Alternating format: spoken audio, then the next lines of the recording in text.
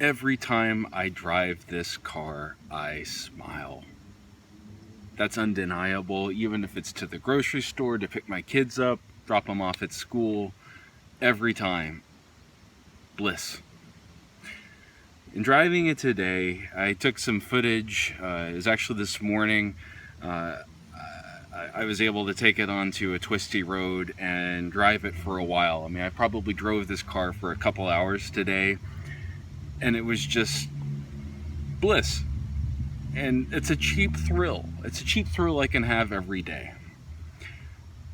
So I want to talk about some, I guess, practical issues that people talk about. I mean, people ask me on the comments section on the channel about the practicality of having this car, and I've had it for over 5 years, and I continue to be astonished at how easy it is to own, how cheap it is to own, how easy it is to take care of, and how almost nothing ever goes wrong. It's an incredibly reliable car. I would say it's the most reliable car I've ever owned. And if you read what people talk about online, they make it sound like they're incredibly unreliable. I just don't think that's fair. I don't think that's true.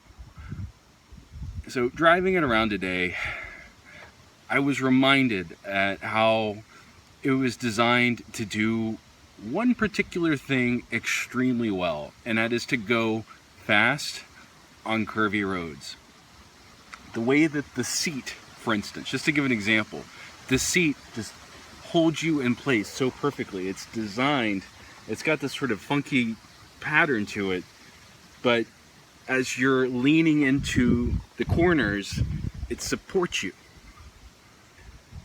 And as you're keeping your arms steady at 10 and 2 on the steering wheel, which is designed for your thumbs to go in a particular place, the seat supports you. It supports your shoulders so that you can drive it more effectively and with more confidence.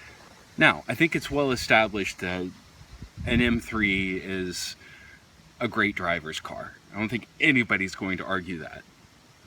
On to the practical aspect of ownership.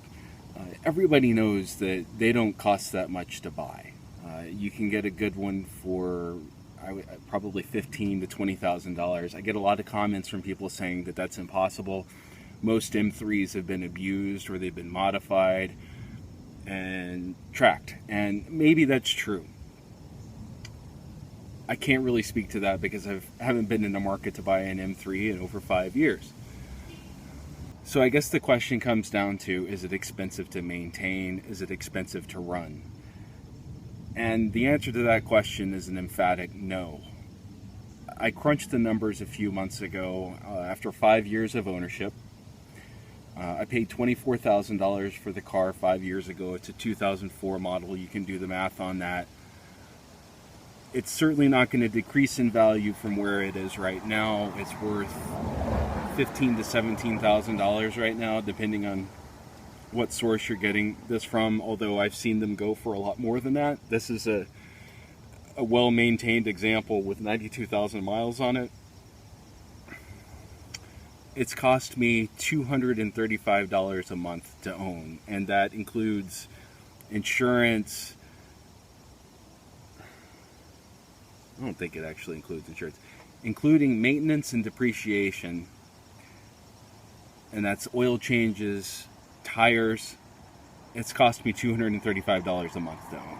When you consider what it would cost to buy a new Honda Civic or something like that, I think it's a screaming bargain. Now, granted, you have to put premium gas in it. You have to put 10W60 oil in it. This is what BMW recommends.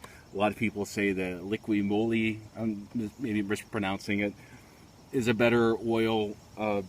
This is what BMW recommends, so this is what I use.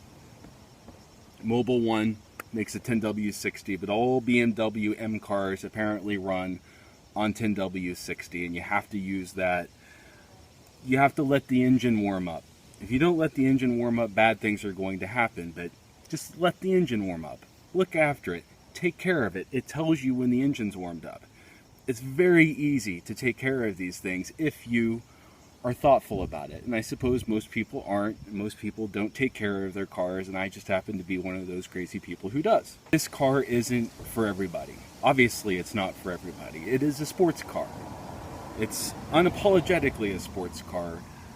The navigation system in this car is laughable. The stereo system sucks. What else is wrong with it? I can't think of anything else. But it's a blast to drive. You don't need to listen to the stereo. Listen to the 4 pipes in the rear end.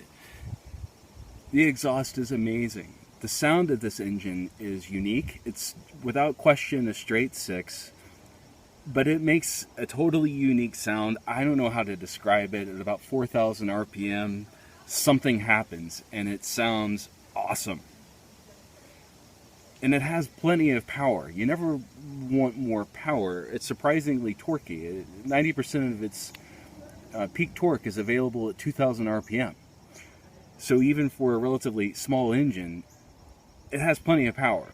So I guess if there's anything I want to make sure to communicate here, a lot of people write me asking if they can afford to have this car. If you want to have the car and you're willing to do what's required to maintain it, you can afford it. It's not expensive. It's just that you have to really want it because it is a sports car and it is only a sports car. But you have to be smart about it. And you have to not get yourself into trouble because you could very easily get yourself into trouble in one of these. I get comments from kids who just got their driver's license. They're 18 and 19 years old. If I had had this car when I was 18 or 19 or 21 or maybe even 25, I would have killed myself. I would have done something really stupid. And you need to have some driving experience to be able to handle something like this. That said, if this is what you want, you owe it to yourself to go out and get it because life goes by in a flash. I've had this car for 5 years and I'm so glad that I got it. If I had, a dream garage of the 10 cars that I would want to have, probably half of them would be Ferraris. And for sure there would be an E46 M3 and an E60 M5. For sure. And I'm lucky to have both of them. I don't think I'm ever going to have anything else, and I am quite all right with that. They're affordable. I can look after them. I can transport my family in them, and that's all I need. So to have that is deeply satisfying for me because for years and years and years before I got them, that's all I could think about. That was the dream that I held on to. And if that's how you feel, like I felt, you owe it to yourself to make it happen.